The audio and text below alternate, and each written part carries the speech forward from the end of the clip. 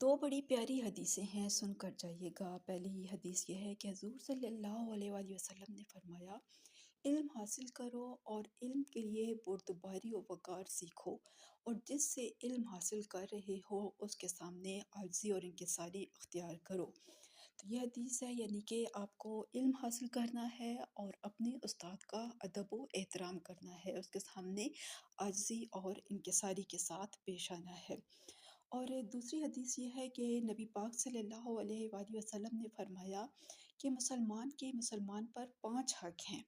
پہلا کیا ہے کہ سلام کا جواب دیا جائے، دوسرا مریض کی عیادت کی جائے، تیسرا جنازے میں شریک ہوا جائے، چوتھا دعوت کو قبول کیا جائے، اور پانچواں حق یہ ہے کہ چھینکنے والے کو دعا دی جائے۔